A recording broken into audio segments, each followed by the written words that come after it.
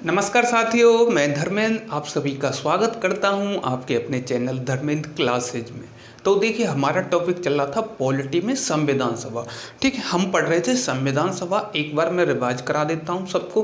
देखो होता क्या है, जो हिंदुस्तानी थे, जो इंडियन से काफ़ी टाइम से संविधान की मांग कर रहे थे, संविधान सभा की मांग कर रहे थे कि आप लोग ठीक है हर प्रांत में चुनाव करा के हमारे लिए एक संविधान सभा का गठन कीजिए। तो सबसे पहले जो मौखिक रूप से डिमांड की थी 1895 में, किसने की थी? बाल गंगाधर तिलक ने। बट वो थी वर्बल डिमांड। ठीक है, जो ऑफिशियल डिमांड की थी वो की थी 1934 में एम.एन. रॉय ने। इसी को दोबारा उठाया था 1936 ईस्वी में जवाहरलाल नेहरू ने। अब होता क्या, काफ़ी टाइम से मांग कर रहे थे संविधान सभा की। इसी बीच होता क्या है, एक घटना घटती है जो आपको पता है, जैसा कि हम जानते हैं 2 सितंबर 1939 को द्वितीय विश्व युद्ध स्टार्ट हो जाता है। 2 सितंबर 1939 को द्वितीय विश्व युद्ध स्टार्ट हो जाता है, जिसमें ब्रिटेन अमेरिका की सहायता कर रहा था। अमेरिका की सहायता कर रहा था। तो ब्रिटेन को इंडियन ऑफिसर्स की नीड हो गई है। ब्रिटेन को क्या हुई? इंडियन ऑफिसरों की आवश्यकता पड़ गई। तो वो ब्रिटेन की सरकार भारतीयों की मांग को, ठीक है, जो डिमांड थी संविधान सभा की, उसको मान लेती है। इसी के उपलक्ष्य में, इसी के तहत सबसे पहले आता है 1940 में 1940 में, चलो वो तो लिखा दिया था ना। उसके बाद आता है 1940 में अगस्त ऑफर। 1940 में आता है अगस्त ऑफर, जिसकी शर्तें कांग्रेस को मंजूर नहीं होती हैं और जिसे जवाहरलाल नेहरू ने कहा कि यह एक, ठीक है, जंग लगी हुई कील के समान है, जंग लगी हुई कील के दरवाजे पर जंग लगी हुई कील के समान है। ठीक है, तो अगस्त ऑफर की कंडीशन क्या हुई? कांग्रेस ने ठुकरा दी क्योंकि वो शर्तें उनको मंजूर नहीं थी। इसी के विरोध में सबसे पहले सत्याग्रह स्टार्ट हो जाता है। तो व्यक्तिगत सत्याग्रह सब प्रथम करते हैं आचार्य विनोबा भावे, फिर करते हैं जवाहरलाल नेहरू। अब ये शर्तें मंजूर नहीं हुई। 1940 में आया था अगस्त ऑफर। इसके बाद आता है आपका 1942 में क्रिप्स मिशन। ठीक है, इसके बाद आता है क्रिप्स मिशन, जिसकी भी शर्तें कांग्रेस को, ठीक है, मंजूर नहीं, इसको भी क्या कर देते हैं, वो रिजेक्ट कर देते हैं। इसी के बारे में महात्मा गांधी ने कहा है कि यह एक पोस्ट डेटेड चेक के समान है, और जवाहरलाल नेहरू ने कहा है यह एक डूबते बैंक के पोस्ट डेटेड चेक के समान है। तो होता क्या है, यह दो, पहला आया अगस्त ऑफर, सेकंड आया क्रिप्स मिशन, दोनों को क्या कर देती है कांग्रेस? रिजेक्ट कर देती है।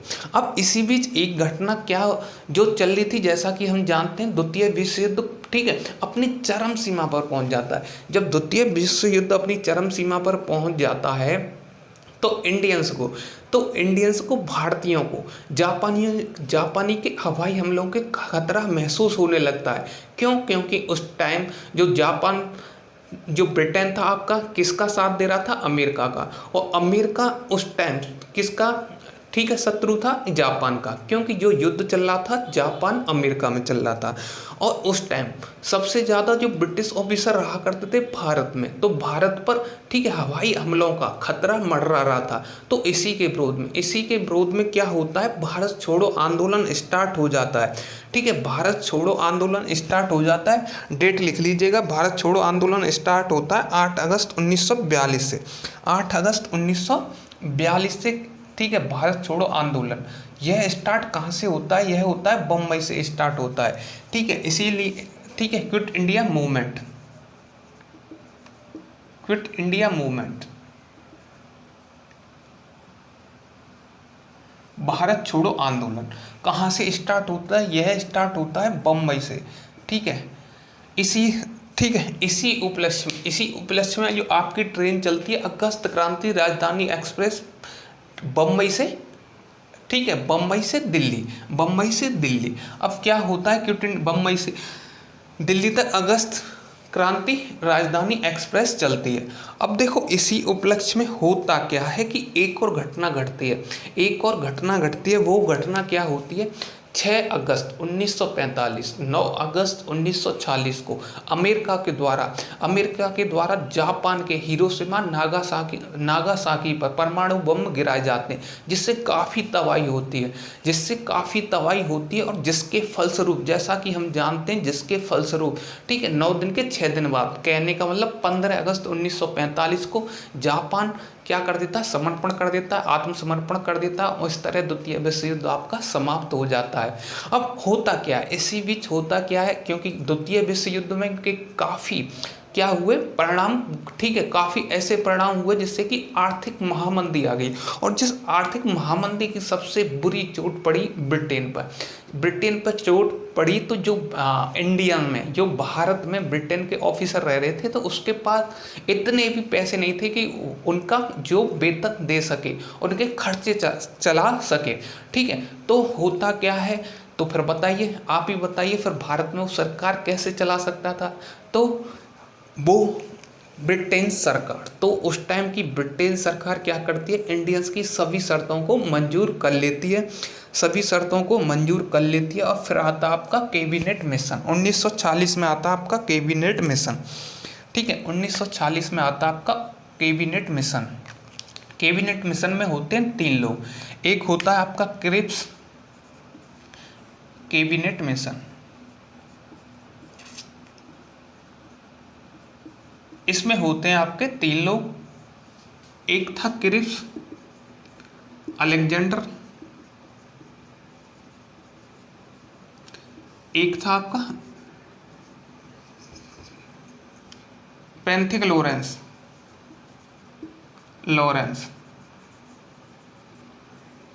ठीक है, सभी शर्तों को मान लिया जाता है, ठीक है। तो 1940 में आता है कैबिनेट मिशन, 1940 में आता है कैबिनेट मिशन। इसी के तहत 1 जुलाई 1940 को, इसी के तहत 1 जुलाई 1940 को, 1 जुलाई 1940 को संविधान सभा के प्रथम निर्वाचन होते हैं, संविधान सभा के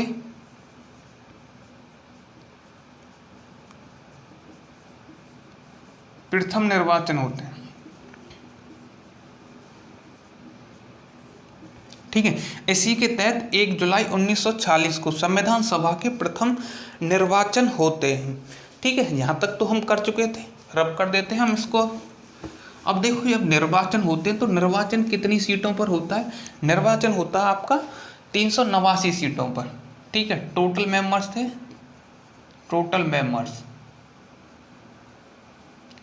389, जिसमें से आपके 289 कहाँ से, ब्रिटिश प्रांतों से,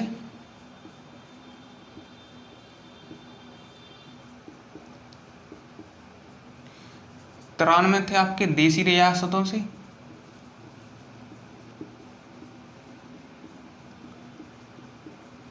और 4 थे आपके ब्रिटिश कमिश्नरी से।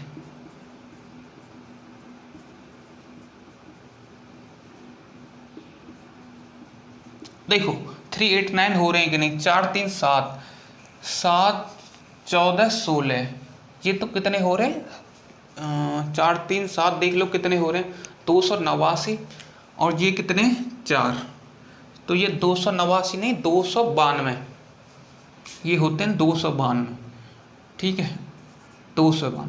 तो 292 ब्रिटिश प्रांतों से, 93 देसी रियासतों से, और 4 हैं ब्रिटिश कमिश्नरी से, 4 ब्रिटिश कमिश्नरी से। तो होता क्या है मेरे प्यारे साथियों, जो आपका चुनाव होता है, जो आपका निर्वाचन होता है, वो होता है केवल 292 + 4 296 सीटों पर, 296 सीटों पर आपका चुनाव होता है। बाकी के जो 93 है, बाकी की जो 93 सीट हैं, इन पर होता है नॉमिनेशन, ठीक है, इन पर होता है आपका नॉमिनेशन, ठीक है, एक तरह से मनोनीत किया जाता है। तो 296 में से जब चुनाव होता है, तो मेरे प्यारे साथियों इसका रिजल्ट आता है, जिसमें से 208 इंडियन नेशनल कांग्रेस के खाते में आते हैं, 75 मुस्लिम लीग के में,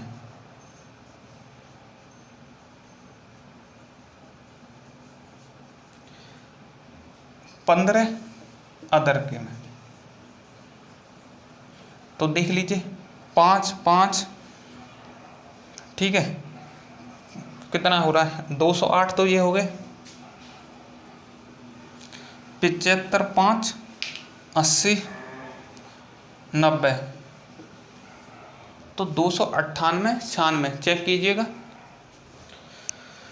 तो देखिए ये तो ज़्यादा हो रहे हैं, ये हैं 73, ठीक है। 208 इंडियन नेशनल कांग्रेस के खाते में आती हैं, 73 मुस्लिम लीग के में, 15 आती हैं अदर के में, 15 सीटें आती हैं अदर के में, ठीक है ना। तो देखिएगा अब होता क्या है, जो आपकी सरकार किसकी बनेगी, इंडियन नेशनल कांग्रेस की, इंडियन नेशनल कांग्रेस की, क्योंकि इसे मिला स्पष्ट बहुमत, इसको मिला मेरे प्यारे साथियों स्पष्ट बहुमत। तो देखो जब इसको स्पष्ट बहुमत मिल जाता है तो जो आपका जो वायसराय था, जो आपका वायसराय था, ठीक है, उस समय जो वायसराय हुआ करता था लॉर्ड बेवेल, ठीक है, लॉर्ड बेवेल, जो आपका वायसराय हुआ करता था वो हुआ करता था लॉर्ड वेवेल, ठीक है। उस समय जो वायसराय हुआ करता था वो था आपका लॉर्ड वेवेल। तो वायसराय उस समय हुआ करता था लॉर्ड वेवेल, और वो इंडियन नेशनल कांग्रेस से कहता है कि आप अपनी सरकार का गठन कर सकते हैं, उनको निमंत्रण देता है कि आप अपनी अंतरिम सरकार का गठन कर सकते हैं, किसके द्वारा, लॉर्ड वेवेल उनको निमंत्रण देता है, किसको, इंडियन नेशनल कांग्रेस को, ठीक है। तो यहाँ तक समझ में आ गया होगा। देखो कुछ नहीं, टोटल मेंबर्स हुआ करते थे उस समय 389 सीटों पर चुनाव होने थे, जिसमें से 292 ब्रिटिश प्रांतों से, 93 देसी रियासतों से, 4 थी ब्रिटिश कमिश्नरी से। अब देखो जो टोटल चुनाव हुआ वो हुआ 292 + 4 296 सीटों पर। 93 सीटों पर क्या हुआ, नॉमिनेशन हुए, एक तरह से मनोनीकरण हुआ, मनोनीत हुए। तो 296 सीटों पर चुनाव हुआ, तो उसका रिजल्ट आया कि जिसमें से 208 इंडियन नेशनल कांग्रेस के खाते में आई, 73 मुस्लिम लीग के खाते में आई, 15 आई अदर्स के में। तो इस तरह से स्पष्ट बहुमत से कौन जीता, इंडियन नेशनल कांग्रेस। तो उस समय वायसराय हुआ करता था लॉर्ड वेवेल।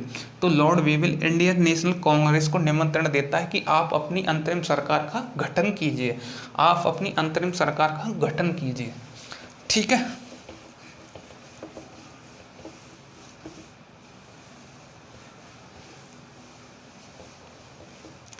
तो होता क्या है मेरे प्यारे साथियों, अब 2 सितंबर 1946, ठीक है, 2 सितंबर 1946 को, ठीक है, भारतीय अंतरिम सरकार का गठन,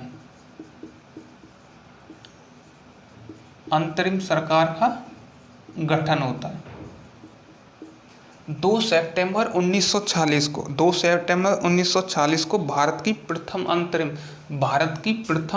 अंतरिम सरकार का गठन होता है, भारत की प्रथम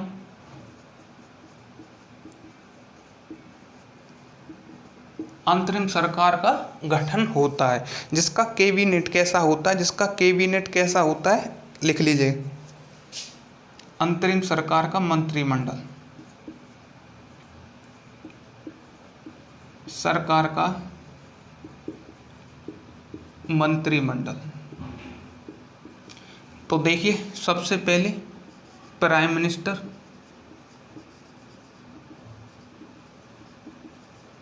and foreign minister,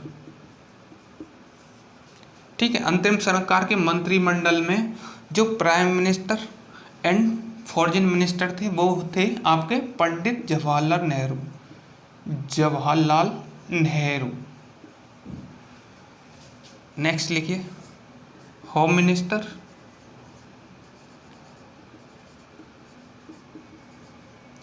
and broadcast, ठीक है, home minister and broadcast and information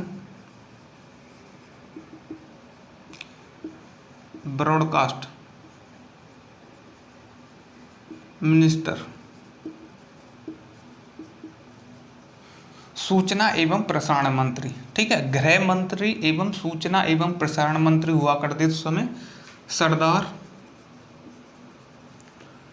Vallabh भाई पटेल, सरदार वल्लभ भाई पटेल। नेक्स्ट लिखिए एजुकेशन मिनिस्टर,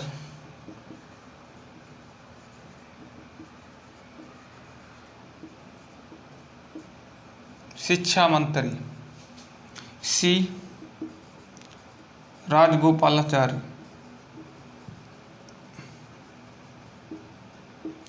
नेक्स्ट लिखिए, देखो प्राइम मिनिस्टर हो गया, home minister, education minister C Rajagopalachari. अगले थे आपके food and agriculture minister, food and agriculture minister, ये थे आपके food and agriculture minister doctor Rajendra प्रसाद।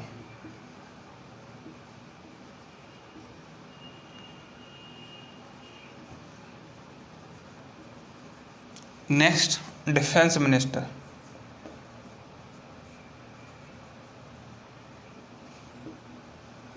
रक्षा मंत्री हुआ करते थे उस समय सरदार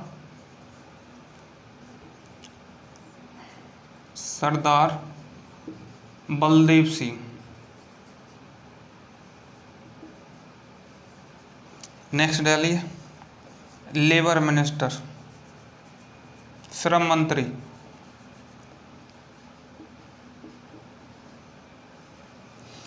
उस समय श्रम मंत्री हुआ करते थे आपके, इसका मतलब है श्रम मंत्री बाबू जगजीवन राम, जगजीवन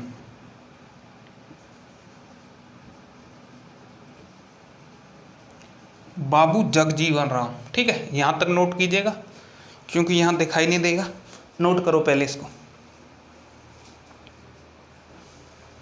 ठीक है। नोट कर लिया,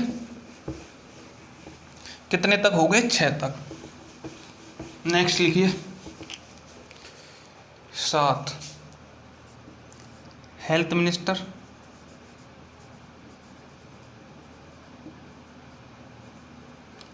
स्वास्थ्य मंत्री हुआ करते थे आपके गजनफर अली खान। 8वां लिखिए, ठीक है, हेल्थ मिनिस्टर गजनफर अली खान। आगे लिखिए 8वां लिखिए आपका फाइनेंस मिनिस्टर, फाइनेंस मिनिस्टर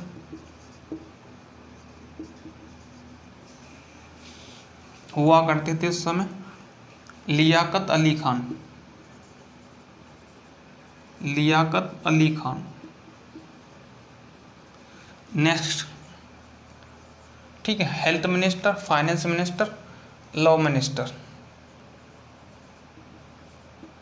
कानून मंत्री, कानून मंत्री हुआ करते थे जोगेंद्र नाथ मंडल। 10 देखो उस समय जो कानून मंत्री हुआ करते थे वो हुआ करते थे जोगेंद्र नाथ मंडल, जोगेंद्र नाथ मंडल, ठीक है। नेक्स्ट लिखिएगा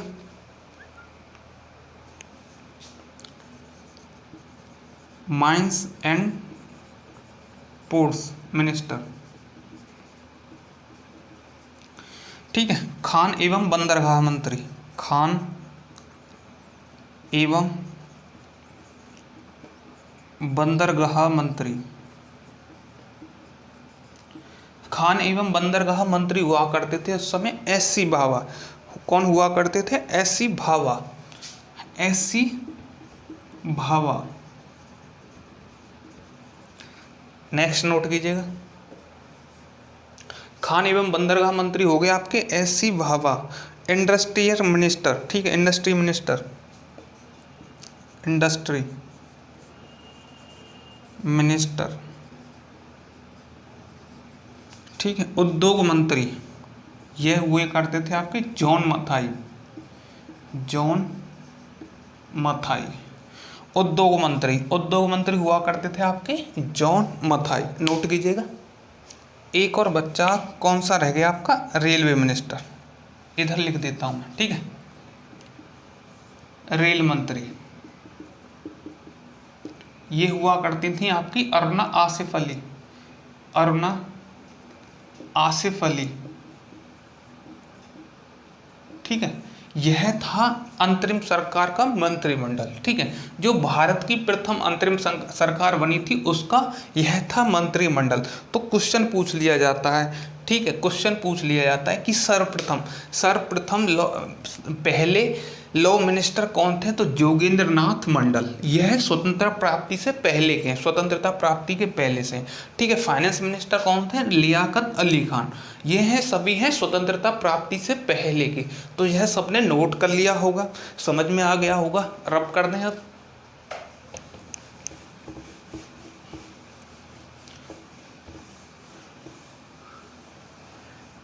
अब देखो, ये आपकी अंतरिम सरकार का भी गठन हो गया, ठीक है। अंतरिम सरकार का भी क्या हो गया, आपकी का गठन हो गया। तो आपकी अंतरिम सरकार गठन हो गया, आपकी अंतरिम सरकार का भी गठन हो गया। तो क्या होता है, अब आपको चाहिए था संविधान सभा, आपको चाहिए थी संविधान सभा। तो संविधान सभा की सर्वप्रथम पहली मीटिंग होती है, फर्स्ट मीटिंग 9 दिसंबर 1946 को। कहाँ पर होती है, दिल्ली में होती है।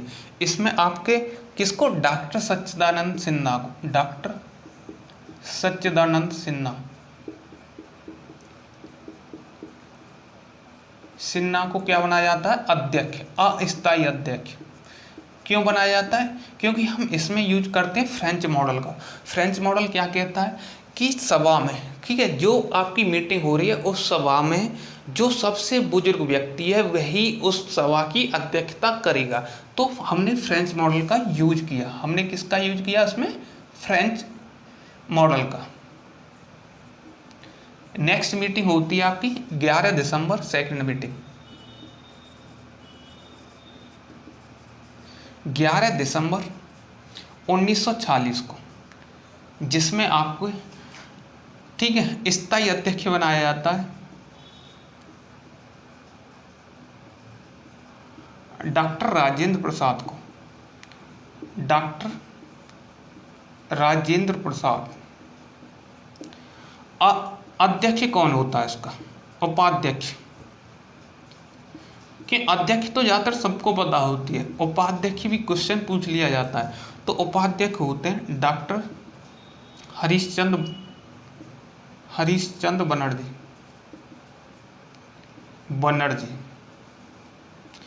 ठीक है। वैधानिक सलाहकार, लॉ एडवाइजर, ठीक है, वैधानिक लीगल एडवाइजर, एक तरह से ऐसे समझ लो, वैधानिक सलाहकार ये होते हैं वी.एन. राव।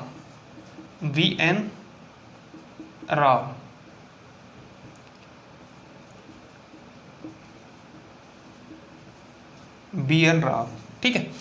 अब होता क्या है, 2 मीटिंग आपकी कंप्लीट हो गई। इसके बाद आती है थर्ड मीटिंग। थर्ड मीटिंग होती है आपकी 13 दिसंबर 1946 को, जिसमें Pandit Jawaharlal Nehru represent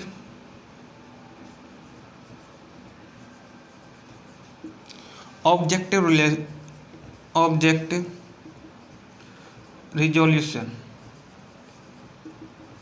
of Indian constitution.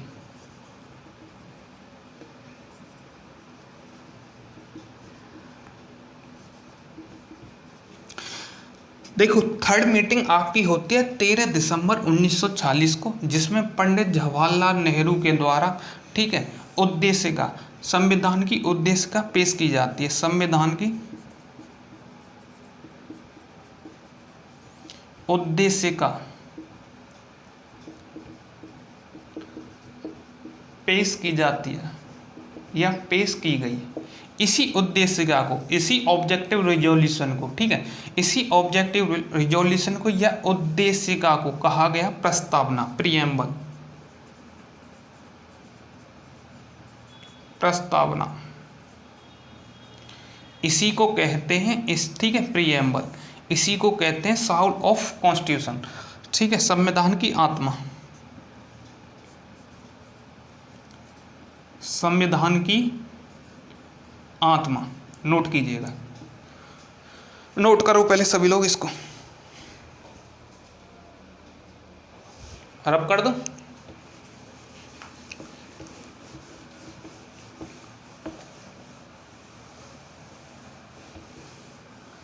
देख होता क्या है, अब होता क्या, अभी तक हमें स्वतंत्रता तो नहीं मिली, जिसके ऊपर लड़ाई लड़ी जा रही थी वो चीज़ तो हुई नहीं ना, स्वतंत्रता तो अभी हमें नहीं मिली। तो होता क्या है, 20 फरवरी 1946 को, 20 फरवरी 1947 को, 20 फरवरी 1947 को भारतीय स्वतंत्रता की घोषणा की जाती है, भारतीय स्वतंत्रता,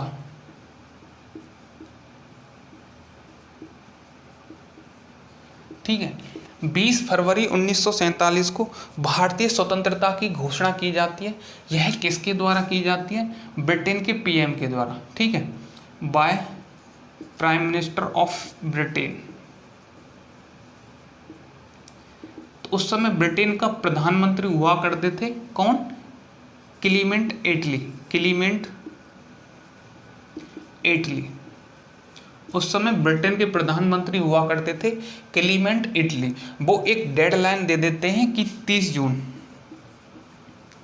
1948 से पहले पहले हम भारत को स्वतंत्र कर देंगे, ठीक है, बट यह फिक्स नहीं करते, बस एक लाइन दे देते हैं डेडलाइन की इस तारीख से पहले पहले हम भारत को कभी भी स्वतंत्र कर सकते हैं, भारत को कभी भी स्वतंत्र कर सकते हैं। और मार्च 1947 में लास्ट वायसराय बन के आता है कौन, Lord Mountbatten, Lord Mountbatten,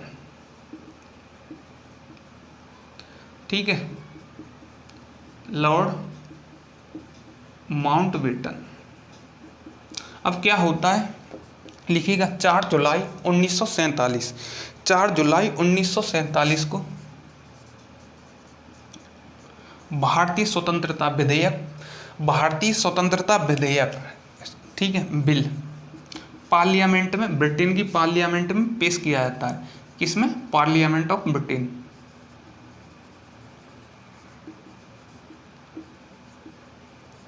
Britain की पार्लियामेंट में, ठीक है, भारतीय स्वतंत्रता विधेयक ब्रिटेन की पार्लियामेंट में पेश किया जाता है। और 18 जुलाई को ये बहुमत से क्या हो जाता है, पास हो जाता है, 18 जुलाई 1947 को जब पास हो जाएगा। देखो सबसे पहले कोई चीज़ क्या आती है, विधेयक बन के आता है। जैसे अभी फिलहाल की सिचुएशन क्या है, जो कृषि बिल चल रहा है, सबसे पहले कृषि बिल आया था, ठीक है, दोनों सदनों में वोटिंग कराई गई, तो वहाँ से जब पास होके वो किसके पास जाता है, राष्ट्रपति के पास। जब राष्ट्रपति उस पर साइन कर देते हैं तो वो क्या बन जाता है, एक एक्ट बन जाता है, एक अधिनियम बन जाता है, कानून बन जाता है। तो जैसे आपका कृषि बिल था, कृषि बिल अब आपका कानून बन चुका है। तो ऐसे ही सबसे पहले तो विधेयक पेश किया गया 4 जुलाई 1947 को, किसमें, ब्रिटिश पार्लियामेंट में, उसको, ठीक है, वोटिंग हुई, उसके बाद स्वीकृति मिली, ठीक है, बहुमत से, स्पष्ट बहुमत से 18 जुलाई 1947 को वो पास हो जाता है। और यह बन जाता है आपका भारतीय स्वतंत्रता अधिनियम, भारतीय स्वतंत्रता अधिनियम, इंडियन इंडिपेंडेंस एक्ट, ठीक है, इंडियन इंडिपेंडेंस एक्ट 18 जुलाई 1947 को। अब होता क्या है, नोट कीजिएगा पहले,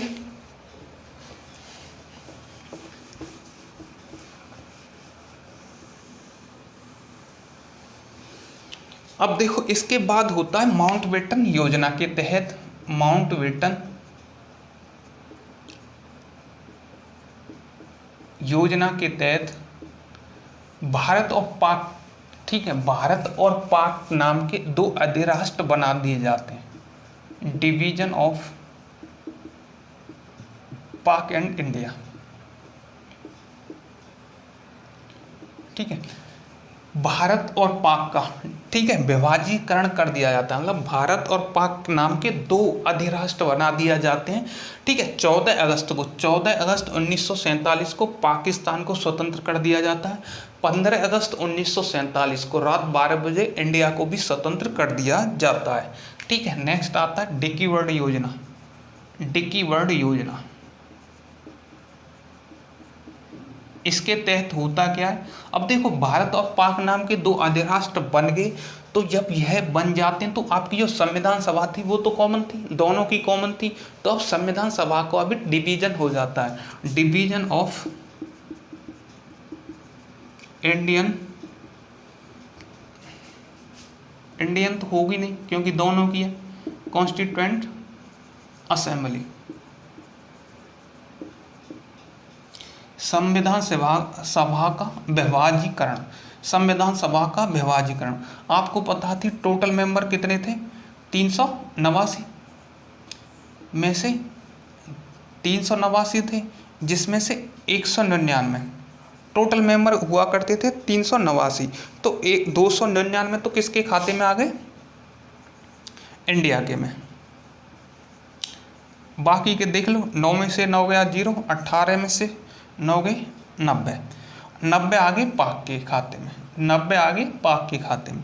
इसका जो अध्यक्ष था, भारत की संविधान सभा के अध्यक्ष थे डॉक्टर राजेंद्र प्रसाद,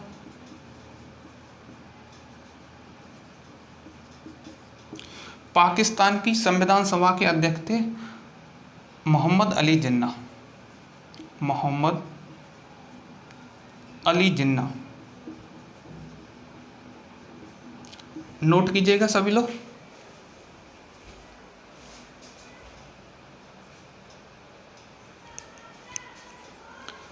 तो नोट कर लिया ना सभी ने, रब कर दें।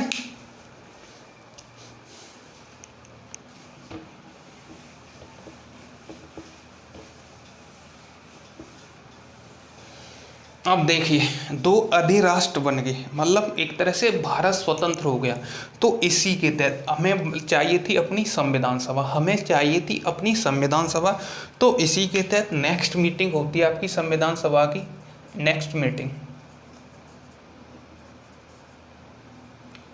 29 अगस्त 1947 को। इसमें क्या होता है, इस मीटिंग में होता है कि एक ड्राफ्टिंग कमेटी बनाई जाती है, ड्राफ्टिंग कमेटी,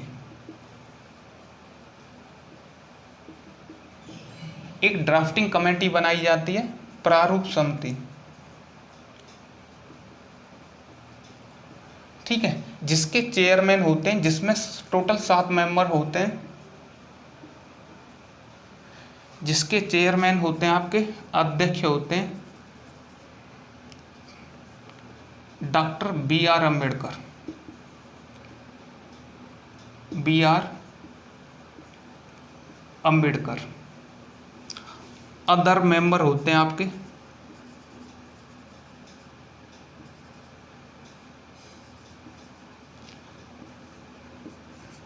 अदर मेंबर्स होते हैं डॉक्टर D.P. खेतान,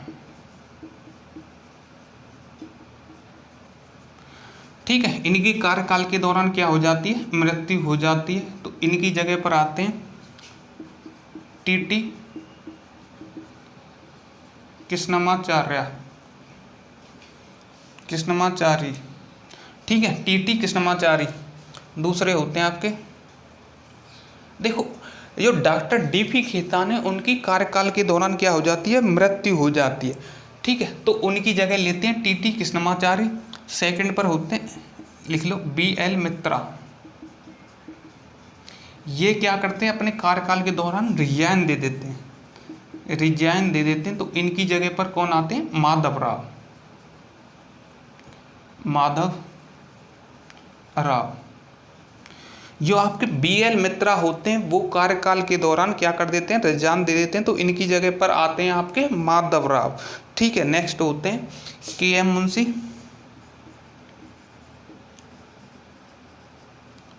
अब नेक्स्ट हो गए आपके कौन से, K.M. मुंशी। K.M. मुंशी के बाद होते हैं आपके मोहम्मद शहादुल्लाह, सादुल्ला, ठीक है, मोहम्मद सादुल्ला। 5 नंबर देख लीजिए, ये होते हैं गोपाल स्वामी अयंगर, गोपाल स्वामी अयंगर,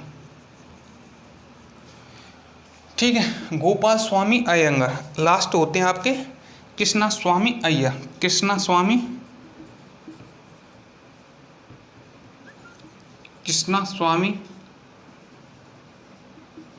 अय्यर। तो यह होती है प्रारूप समिति। ये प्रारूप समिति में टोटल होते हैं आपके कितने मेंबर होते हैं?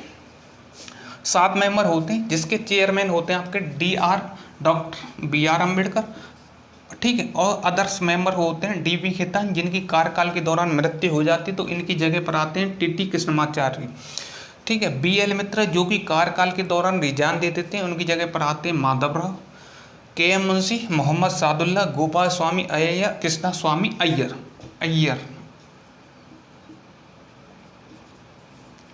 ठीक है, कृष्णा स्वामी अय्यर। नोट कर लिया ना सभी ने? चलो तो रब कर दें।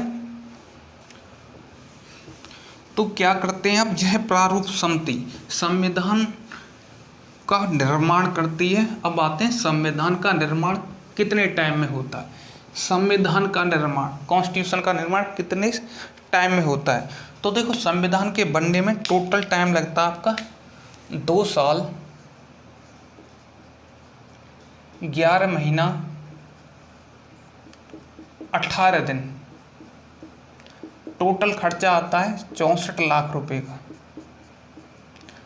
टोटल सेशन होते हैं इसमें 166 सेशन,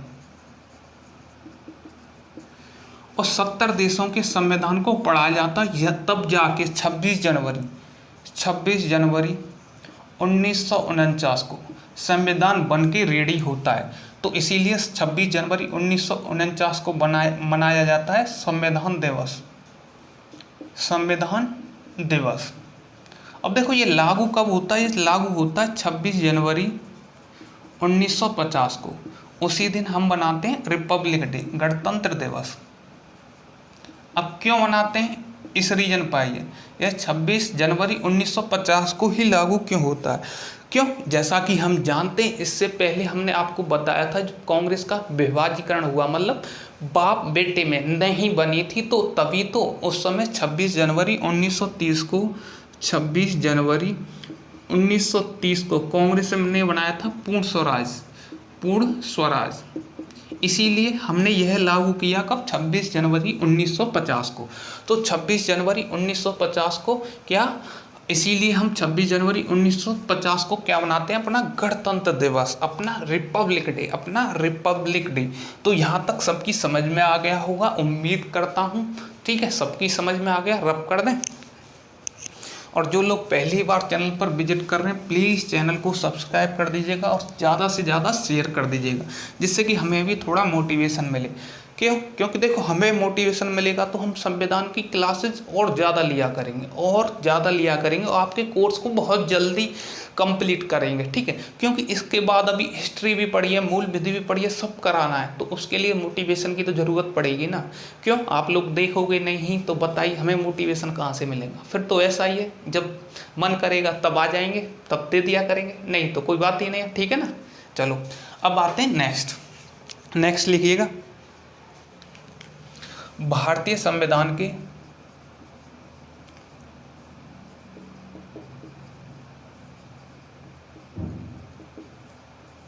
विदेशी स्रोत।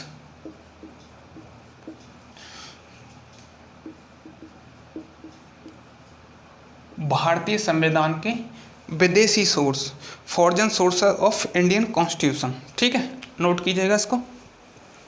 तो देखो, एक एक करके पढ़ते चलेंगे हम। सबसे पहले नोट डालिए यूएसए से क्या क्या लिया गया है? प्रेम्बल, प्रस्तावना,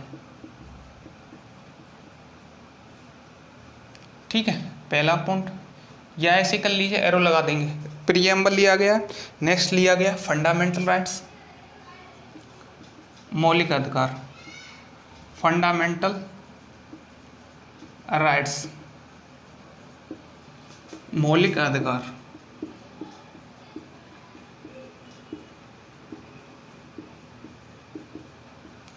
नेक्स्ट लिया गया है post of the president.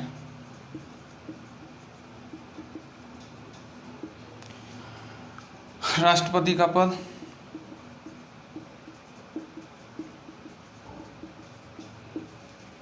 Next है आपका election of the president.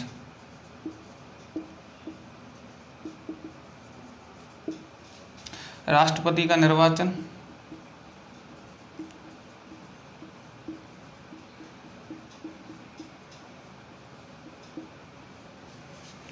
Next लिखिएगा इम्पीचमेंट।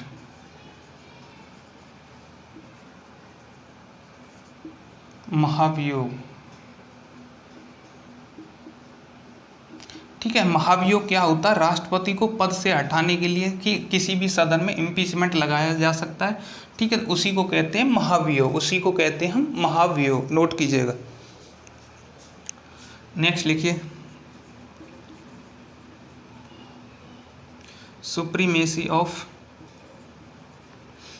सुप्रीम कोर्ट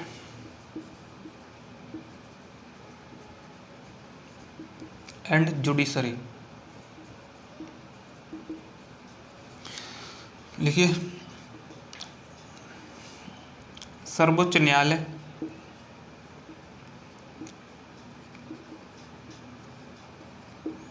एवं न्यायपालिका की सर्वोच्चता।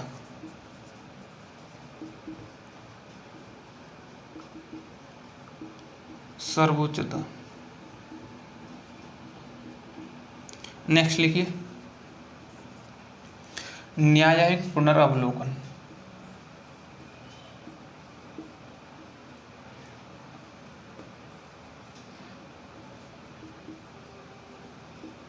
ठीक है, न्यायिक पुनरावलोकन, नोट कीजिए सभी लोग, ठीक है। तो ये हो गया सबसे पहले प्रस्तावना। Second fundamental rights, post of the president, राष्ट्रपति का पद, इलेक्शन ऑफ द प्रेसिडेंट, राष्ट्रपति का निर्वाचन, इम्पीचमेंट, महाभियोग, supremacy of supreme court and judiciary, सर्वोच्च न्यायालय एवं न्यायपालिका की सर्वोच्चता, न्यायिक पुनरावलोकन, जुडिशरी रिव्यू, ठीक है, जुडिशरी रिव्यू, जुडिशरी रिव्यू हो गया, जुडिशियल रिव्यू। तो यहाँ तक लिख लिया होगा सबने, ठीक है। लिखना चाहो, ठीक है, जुडिशियल रिव्यू नोट कर लीजिए सभी लोग, नोट कर लिया।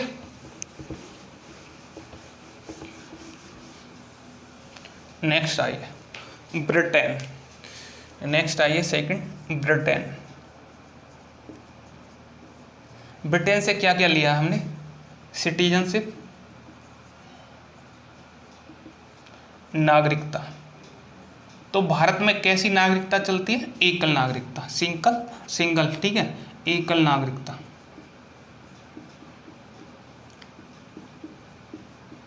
और क्या लिया है हमने? पार्लियामेंट्री सिस्टम,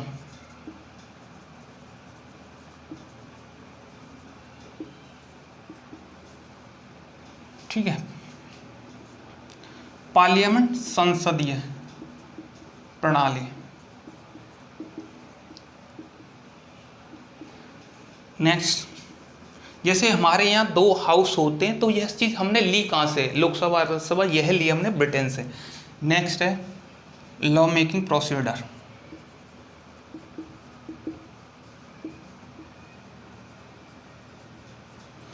कानून बनाने की विधि, कानून बनाने की विधि।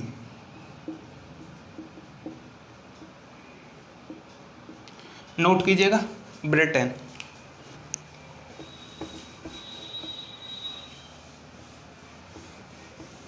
नेक्स्ट आता आयरलैंड, नेक्स्ट पॉइंट डालिए आयरलैंड।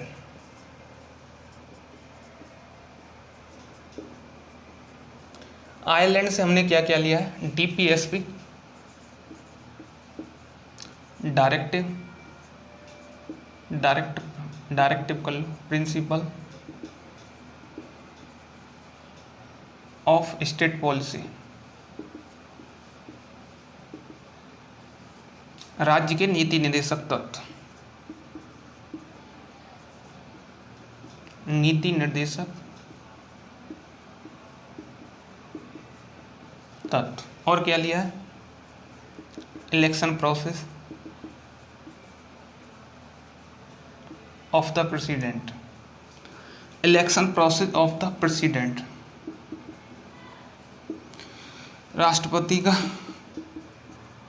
राष्ट्रपति के निर्वाचन की प्रक्रिया।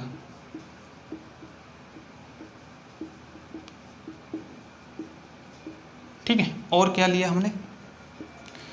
देखो, सबसे पहले लिया है डीपीएसपी, डायरेक्टिव प्रिंसिपल्स, ठीक है, directive principle of state policy. Next लिया हमने राष्ट्रपति निर्वाचन की विधि, ठीक है, election process of the president. ठीक है, अगला क्या लिया है? नेक्स्ट लिया है इसमें, इसी के तहत आता है appointment of 12 members in Rajya Sabha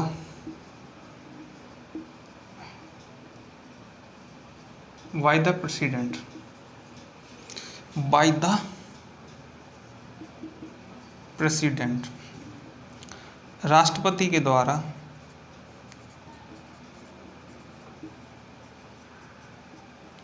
Rajya Sabha में 12 व्यक्तियों का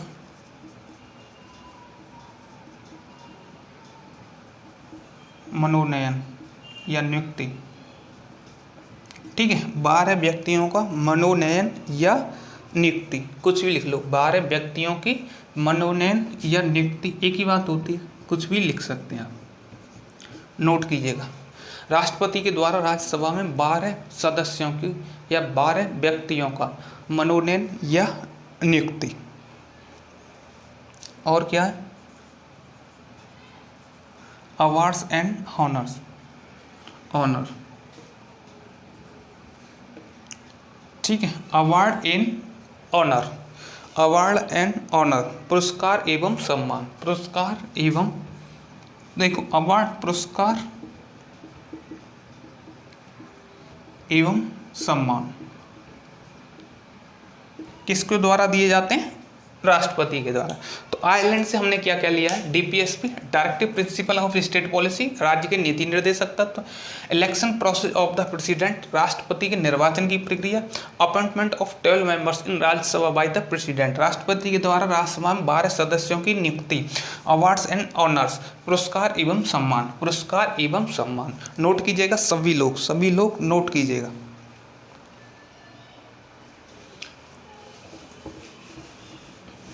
नेक्स्ट आइए, नेक्स्ट डालिए ऑस्ट्रेलिया, फोर्थ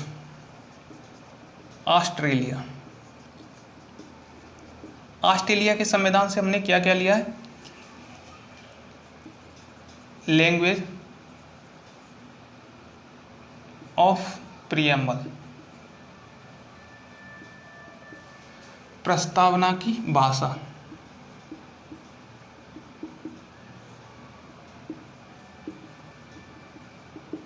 और क्या लिया? कॉन्करेंट लिस्ट, समवर्ती सूची। देखो, एक होती है राज्य सूची, एक होती है आपकी संघ सूची, और थर्ड होती है आपकी कंकरेंट लिस्ट, समवर्ती सूची, जिसमें राज्य और संघ दोनों ही क्या बना सकते हैं? कानून बना सकते हैं। ठीक है, और लिया है जॉइंट सेशन, संयुक्त अधिवेशन,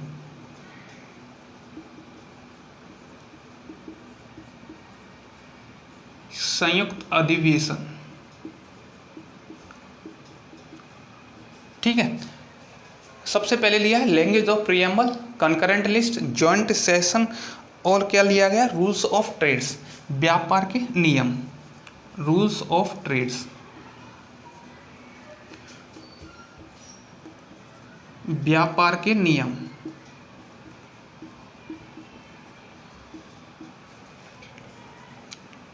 ठीक है, और क्या लिया है? Relation between union and state, relation between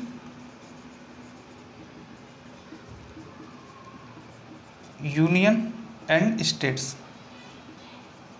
संघ और राज्यों के बीच संबंध, संघ एवं राज्यों के बीच संबंध।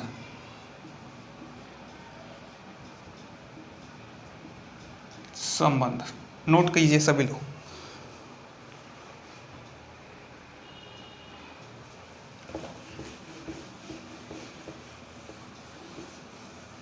नेक्स्ट डालिए रूस।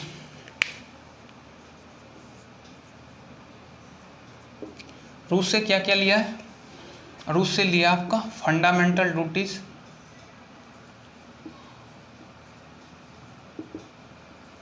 मौलिक कर्तव्य,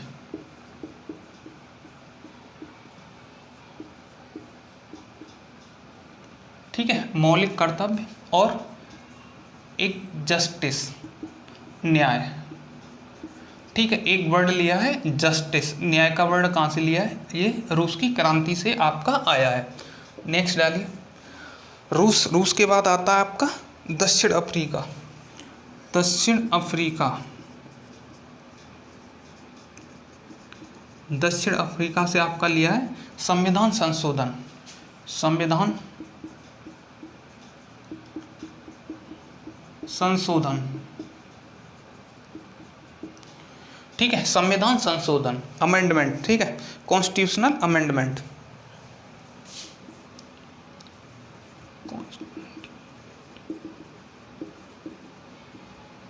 अमेंडमेंट, संविधान संशोधन, दक्षिण अफ्रीका। नेक्स्ट डालिए फ्रांस। फ्रांस से क्या क्या लिया है? ठीक है, फ्रांस, फ्रांस से आपका क्या क्या लिया है? लिखिए लिबर्टी, इक्वलिटी, फ्रेटर्निटी, फ्रेटर्निटी, स्वतंत्रता, समानता, बंधुता, बंधुता, ठीक है। Liberty, equality, fraternity, liberty, equality, fraternity, स्वतंत्रता, समानता, बंधुता। नेक्स्ट लिखिए जर्मनी। जर्मनी से क्या लिया है? इमरजेंसी, इमरजेंसी, आपात, ठीक है, इमरजेंसी, आपात। नेक्स्ट लिखिए और क्या बचा आपका? कनाडा, कनाडा, इससे क्या लिया है? ठीक है, संघात्मक शक्ति, संघात्मक शक्ति, यूनिटरी पावर, यूनिटरी पावर, संघात्मक शक्ति, ठीक है। किसी भी परिस्थिति में, किसी भी परिस्थिति में संघ राज्य से अधिक मजबूत होगा, किसी भी परिस्थिति में संघ राज्य से अधिक मजबूत होगा, ठीक है। यह बताता है आपका कनाडा, ठीक है। कनाडा के संविधान से यह चीज़ आपसे ली गई है कि किसी भी परिस्थिति में जो आपका संघ है राज्य से मजबूत होगा। तो देखिए आज के लिए हम इतना ही रहने देते हैं, कल से स्टार्ट करेंगे प्रस्तावना, कॉन्स्टिट्यूशन को स्टार्ट करेंगे। प्रस्तावना क्या होती है, फिर उसके बाद आएंगी सूचियाँ, ठीक है, ठीक है। फिर उसके बाद हम पढ़ेंगे सूची को, तो उसके बाद फिर हम पढ़ेंगे अनुसूचियाँ, ठीक है। तो आज के लिए हम इतना ही रहने देते हैं। और जो लोग पहली बार चैनल पर विजिट कर रहे हैं प्लीज़ चैनल को सब्सक्राइब करना ना भूलिएगा। जितने भी आपके ग्रुप हैं सब जगह शेयर कर दीजिएगा, क्योंकि अब हम थोड़ा स्पीड से चलेंगे, क्योंकि हमें सिलेबस कंप्लीट कराना है, तो उस हिसाब से चलेंगे।